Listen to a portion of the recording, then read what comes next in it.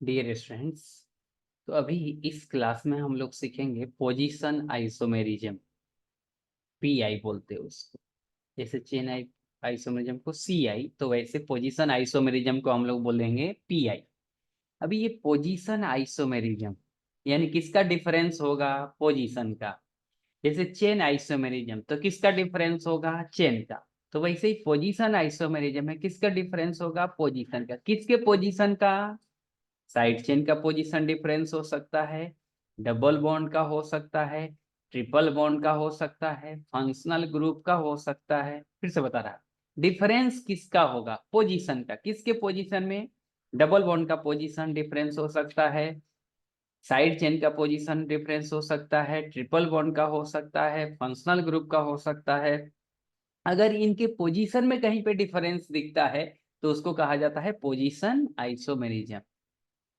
तो पहले जैसे इस एग्जाम्पल में हम लोग देखेंगे CH2 double bond CH, CH2 CH3, यानी यहाँ पे डबल बॉन्ड जो है वो फर्स्ट कार्बन से है। अभी इसको हमने इस डबल बॉन्ड को मैंने चेंज कर दिया, यहाँ पे सेकेंड कार्बन और थर्ड कार्बन के बीच लेकर आ गए, क्योंकि नंबरिंग कैसे करेंगे आप? 1 2 3 4। तो डबल बॉन्ड कहाँ पे आ गया? सेकेंड और थर्ड कार्बन के बीच में आ गया। तो अभी नाम क्या हो गया? ब्यूटूइन। पहले नाम क्या था? ब्यूटवनीन। अभी ये पहचानने का एक और तरीका है पोजीशन आइसोमेरिज्म का कि उसका नाम लिखिए और देखिए क्या जो फंक्शनल ग्रुप है या साइड चेन है, डबल बॉन्ड है, ट्रिपल बॉन्ड है, उसका पोजीशन चेंज हो रहा है क्या? अगर पोजीशन में डिफरेंस दिख रहा है और लॉन्गेस्ट चेन उतना ही कार्बन का है, कार्बन का चेन नहीं बदल रहा है, केवल side chain, double bond, triple bond, functional group के पोजीशन का डिफरेंस हो रहा है, तो इसको हम लोग बोलते हैं पोजीशन आइसोमेरिज्म। तो समझ गए? तो पहले वाले में डबल बॉन्ड कहाँ पे है? फर्स्ट कार्बन से है। और दूसरे इसी का जो कंपाउंड है उसमें डबल बॉन्ड कहाँ पे है? सेकेंड कार्बन पे। तो डिफरेंस किसका है? पोजीशन का। किसके पोजीशन का? डबल बॉन्ड का। तो ये दोनों एक दूसरे का क्या कहलाएगा? Position isomers. और फेनोमेनन क्या कहलाएगा? Position isomerism. नेक्स्ट, अभी इस जो एग्जांपल में है यहाँ पे OH है, फंक्शनल ग्रुप, वो कहाँ पे है? फर्स्ट कार्बन पे है। 1 2 3 4। अभी मैंने इसमें चेंज कर दिया, वो कहाँ पे आ गया? 1 2 3 4, सेकेंड कार्बन से OH जुड़ गया। तो OH के किसका डिफरेंस है? OH का। OH के किस में डिफरेंस है? पोजीशन में। पहले वाले में फर्स्ट कार्बन से जुड़ा हुआ है, इसमें सेकेंड कार्बन से जुड़ गया। तो OH का पोजीशन चेंज हो गया। आप देखिए नाम में ब्यूट वन इन, ब्यूट टू इन, इसमें 1 ब्यूटेनॉल 2 ब्यूटेनॉल, या आप भी ऐसे भी बोल सकते हैं ब्यूटेन 1 ऑल, ब्यूटेन 2 ऑल। तो डिफरेंस किसका हो रहा है? इस नंबर का, पोजीशन का। इसको लोकेट भी बोलते हैं, लोकेट नंबर का भी डिफरेंस होता है। पोजीशन मतलब लोकेट नंबर। देन अभी यहाँ पे देखिए Cl 1 2 3 4। अभी Cl जो है फर्स्ट कार्बन से, इसमें Cl कैसे? सेकेंड कार्बन से जुड़ गया। तो डिफरेंस किसका हो गया? Cl के पोजीशन का। तो ये क्या कहलाएगा? Position isomerism. अभी हम लोग थोड़ा डिफरेंस समझेंगे चेन आइसोमेरिज्म और पोजीशन आइसोमेरिज्म में। दोनों को हम एक साथ स्टडी करेंगे फिर से, क्योंकि हमको चेन आइसोमेरिज्म आता है। पोजीशन आइसोमेरिज्म मैंने अभी बता दिया कि पोजीशन का डिफरेंस होगा। जैसे देखिए यहाँ पे ये जो पीएच है इसको फिनाइल कहा जाता है, या इसको अराइल भी कहा जाता है। इसको पीएच से डिनोट किया जाता है, फाइव लिखा जाता है, एआर लिखा जाता है।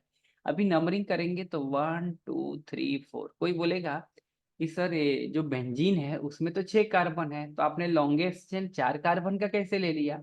तो बेंजीन जब आता है ना तो उसके नाम लिखने का एक रूल होता है कि जब भी किसी भी चेन में 2 कार्बन हो तो बेंजीन रिंग साइड चेन में काउंट हो जाता है। अगर बेंजीन रिंग में एक ही कार्बन हो तो बेंजीन रिंग पैरेंट चेन होता है। मतलब ऐसा हो, तो इस केस में ये बेंजीन रिंग क्या है? Parent chain. ये सी क्या है? Side chain. लेकिन 2 कार्बन अगर दे देंगे तो रूल के हिसाब से ए हो गया साइड चेन और ए हो गया पैरेंट चेन। लेकिन एनसीईआरटी बुक में एक और ऐसा भी क्वेश्चन है, इंटेक्स एक्सरसाइज में क्वेश्चन दिया हुआ है ऐसा है, और उसका नाम लिखा है इथाइल बेंजीन। इथाइल बेंजीन और आईपीएसी नेम है। तो एक दो जगह कहीं पे हो सकता है, लेकिन रूल के हिसाब से अगर जाएंगे तो इसका नाम होगा 1-अराइल इथेन। ये रूल है, 1-अराइल इथेन, 1-अराइल इथेन। या बुक में कैसे लिख दिया है, इथाइल बेंजीन, तो ये दिया हुआ है एनसीईआरटी बुक में ऐसा, लेकिन रूल के हिसाब से करेक्ट है। 3 कार्बन होता है, ऐसा कभी आपको देखने को नहीं मिलेगा।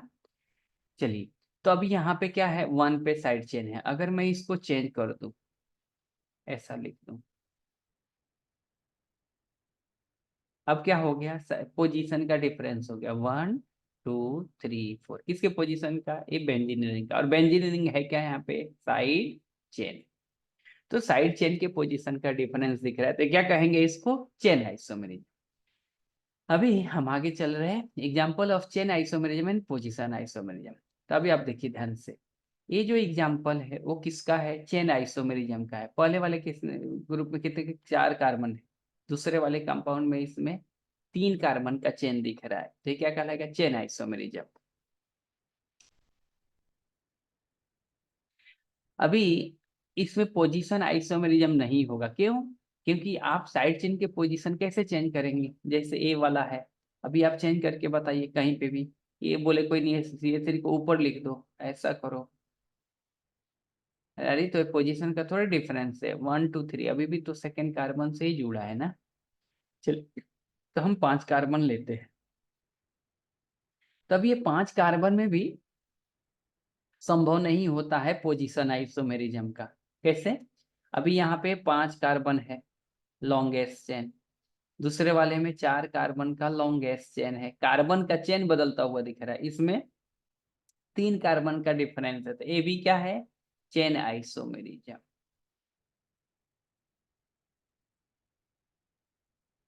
कोई बोलेगा अगर इसमें साइड चेन लेके आ गए तो साइड चेन अगर दूसरा कोई, तो अल्केन का बात नहीं है, अगर अल्काइल हैलाइड का अगर आप बात करें, जैसे यहाँ पे Cl हो, जैसे ऊपर वाले एग्जांपल में लिखा था, यहाँ पे Cl हो, तो ये दिखाएगा क्या, पोजीशन आइसोमेरिज्म। लेकिन सिंपल अगर हम लोग लिखे खुद से 5 कार्बन का अल्केन, तो हम लोग उसमें पोजीशन आइसोमेरिज्म नहीं लिख सकते हैं। क्यों ऐसे मैं बता रहा, क्योंकि क्वेश्चन दे देगा और हमसे पूछेगा आप बताओ उसमें कितने चेन आइसोमेरिज्म है और कितने पोजीशन आइसोमेरिज्म हो सकता है, तो आपको खुद से लिखने का एक प्रैक्टिस करना पड़ेगा, ये इसमें खुद से लिखने का प्रैक्टिस करना पड़ेगा। जैसे अब ये 6 वाले कार्बन में आते हैं, C6H14, तो इसके लिए यहाँ पे है 5 आइसोमर होंगे इसके। अब ये 5 आइसोमर में कितने चेन होगा, कितने पोजीशन होगा, इसको हम लोग देखेंगे।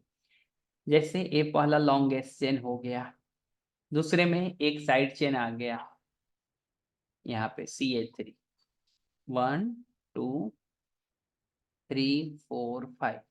अब आप इसको देखिए, अब इसको इससे जो एक कंपाउंड है ना, इसको पोजीशन आइसोमेरिज्म में बदला जा सकता है। क्यों, क्योंकि यहाँ पे सेकेंड कार्बन पे CH3 है, अब इसमें क्या हो गया, थर्ड कार्बन पे CH3 चला गया, 1 2 3 4 5, तो थर्ड कार्बन पे CH3 है, तो यानी बी और सी जो एक ऑप्शन है वो कैसा है, बी और सी पोजीशन आइसोमर है। क्यों, क्योंकि बी वाले में जो CH3 है वो सेकेंड कार्बन से जुड़ा है, और सी वाले ऑप्शन में जो थर्ड कार्बन से जुड़ा है, तो डिफरेंस किसका दिख रहा है, CH3 के पोजीशन का। तो बी और सी क्या कहलाएगा, पोजीशन आइसोमर्स। लेकिन ए और बी क्या कहलाएगा, चेन आइसोमर, क्योंकि चेन का डिफरेंस है। ए और सी क्या कहलाएगा, चेन आइसोमर, क्योंकि डिफरेंस किसका है, चेन का है। ठीक है, अब हम CH3 को नहीं बदल सकते, CH3 को अगर हम फोर्थ पोजीशन पे जाएंगे तो वो बी वाले इक्विवेलेंट हो जाएगा। यानी अगर कोई ऐसा लिख देगा CH3 CH CH2 CH2 CH3 और यहाँ पे CH3 कर देगा, तो ये जो दोनों है ना वो सेम हो जाएगा। अब कोई बोलेगा हमको कैसे पता चलेगा, तो इसमें बहुत अच्छा तरीका है, नाम लिखिए, IPSC नेम लिखिए। अगर IPSC नेम लिखेंगे, अगर डिफरेंट नेम हो गया तो वो आइसोमर हो जाएगा, अगर सेम ही नेम होगा तो आइसोमर कैसे होगा, क्योंकि आइसोमर है इसका मतलब क्या है, उसका नाम अलग होगा, compound having same molecular formula. अगर उसकी एक भी प्रॉपर्टी डिफरेंट होगी तो उसका नाम अलग आएगा। सेम नाम कैसे आएगा? सेम नाम आएगा मतलब सेम मॉलिक्यूल है, मतलब आइसोमर नहीं है। चलिए, अब हम क्या करते हैं, यहाँ तक तो 5 कार्बन का चेन है, अभी हम एक और कार्बन को चेन में डालते हैं, जैसे इस कंपाउंड। अब इसमें 4 कार्बन का लॉन्गेस्ट चेन है, 2 CH3 साइड चेन में आ गया, 1 2 3 4। सेकेंड पे साइड चेन है, थर्ड पे साइड चेन है, ठीक है। अब कोई बोलेगा एक को ऊपर एक के नीचे करो, ऐसा नहीं कर सकते हैं, मतलब आप इसको ऐसे नहीं लिख सकते हैं, CH3 CH CH3 CH CH3 CH3, नहीं, इसको हम चेन आइसोमर नहीं कहेंगे, क्योंकि ये दोनों सेम है, ये सेम पोजीशन पे है, 1 2 3 4 5, तो ये रॉन्ग है, ऐसा तरीका नहीं है। अब हम ये क्या कर सकते हैं, दोनों CH3 है ना, दो अलग अलग कार्बन से जुड़ा हुआ है, हम एक कार्बन से जोड़ सकते हैं, जैसे इसमें अभी हमने एक ही कार्बन से CH3 को जोड़ दिया। अभी इसका नाम क्या है, 2 डाइमिथाइल, इसका नाम क्या है, 2 डाइमिथाइल। क्या दिख रहा है डिफरेंस? अरे पोजीशन, इधर 2 है, इधर भी 2 है, ठीक है, इधर 2 है लेकिन इधर 3 है, तो डिफरेंस किसका है? साइड चेन के पोजीशन का था, क्या कहलाएगा? Position isomers. किसी भी एक साइड चेन के पोजीशन का डिफरेंस होगा तो ये कहलाएगा पोजीशन आइसोमर्स। अभी यानी इसके जो 5 टोटल आइसोमर कितने हो रहे हैं? 5। अभी हमको खुद से बताना होता है कि कितने चेन आइसोमर है और कितने पोजीशन आइसोमर है।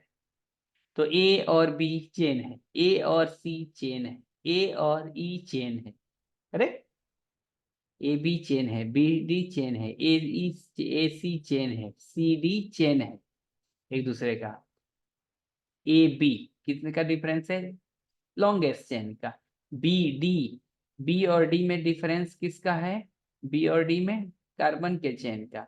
ए और सी डिफरेंस किसका है? कार्बन के चेन का। सी और डी डिफरेंस किसका है? कार्बन के चेन का। तो ये क्या कहलाएगा? Chain isomers. लेकिन बी सी, बी और सी, बी और सी किसका डिफरेंस है? पोजीशन का। तो क्या कहलाएगा? Position isomers. ई और डी या डी ई किसका डिफरेंस है? पोजीशन का। तो क्या कहलाएगा? Position isomers. तो आपको एक आइडिया लग गया होगा कि कैसे हमको पता चलेगा चेन आइसोमर्स कब होगा और कब पोजीशन आइसोमर्स होगा। ये मैथ्स जैसा है मेरे भाई, इसको लिख के देखना पड़ता है, एक एक करके लिखेंगे और तब भी हम पहचान सकते हैं। और लिखने के बाद उसका नाम भी लिखने का, क्योंकि नाम लिखेंगे तो कंफ्यूजन कम हो जाता है, क्योंकि नाम में ही डिफरेंस आ जाता है। तो वैसे ही C7H16 के 9 आइसोमर है। आप घर पे खुद से आप लिखिए, प्रैक्टिस करिए, इसको, इस वीडियो को पॉज कर दीजिए और इसके खुद के आइसोमर, सारे आइसोमर्स को लिखिए और चेक करिए कि इतने आइसोमर्स आपसे बन पा रहा है कि, क्योंकि ये लिखेंगे तो आपका कहीं ना कहीं IQ जो है डेवलप होगा। आपको सोचना पड़ेगा वो कि अच्छा और क्या क्या तरीका हो सकता है और कैसे कैसे लिख सकते हैं, और तब आप बताइए उसमें कितने चेन आइसोमर है और कितने पोजीशन आइसोमर्स है। समझ रहे? चलिए, तो अभी C3H6Cl2, इसमें कह रहा है 4 आइसोमर है, तो यहाँ पे आइसोमर बना हुआ है। आपको क्या करना है, आप जैसे ऐसे इस स्टेज में जाइए, यहाँ पे, हाँ, क्वेश्चन को नोट कर लीजिए और आप खुद के इसके खुद स्ट्रक्चर बनाइए, पोजीशन डिफरेंस करिए और नाम लिखिए, और तब देखिए आप कितने आइसोमर इसके बना पा रहे हैं, क्योंकि इसमें कोई फॉर्मूला नहीं है। आगे जो पढ़ा जाता है ज्योमेट्रिकल आइसोमेरिज्म, ऑप्टिकल आइसोमेरिज्म, वहां पे नंबर ऑफ आइसोमर्स निकालने के फॉर्मूले है, लेकिन स्ट्रक्चरल आइसोमेरिज्म में कंपाउंड के कितने आइसोमर होंगे उसके फॉर्मूले नहीं है, ये आपको खुद से लिखना पड़ेगा, ठीक है। जैसे यहाँ पे C5H11Cl के 8 आइसोमर, खुद लिखिए, ट्राई करिए। C8H10 के 4 एरोमेटिक आइसोमर है इस टाइप के। अब कोई बोलेगा ऐसे कैसे, तो मैं ये आपको लिख के दिखा देता हूँ। चलिए, एक तो एक खुद हो गया, एक दूसरा हो गया। अभी इसके पोजीशन को आप चेंज करके देखिए।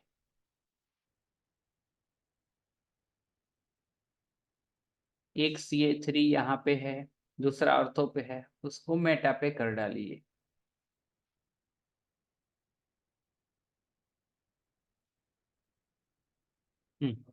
अभी एक CH3 यहाँ पे है, एक CH3 को यहाँ पे कर डालिए, कितने हो गया? हो गया 4। एक यहाँ पे और एक खुद ए है।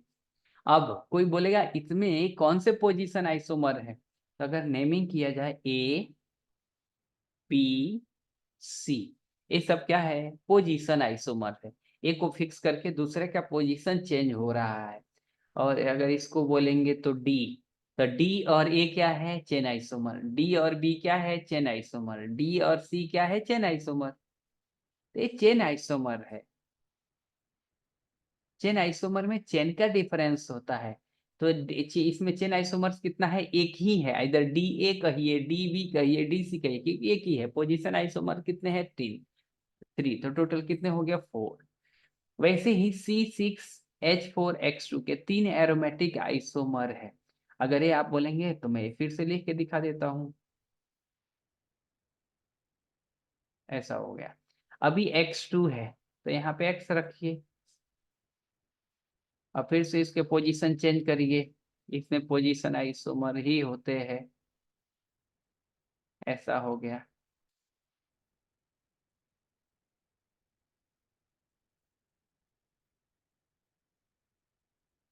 तो ए बी और सी। कोई बोलेगा एक्स को इधर करो, करके देखो आप करके देखिए, लेकिन जब आप चेंज करेंगे तो इसका नाम भी लिखिए। अब ये देखिए, अगर डी होगा तो बी और डी क्या हो गया, सेम हो गया। कोई बोलेगा इसको एक और ऊपर लिख देते हैं,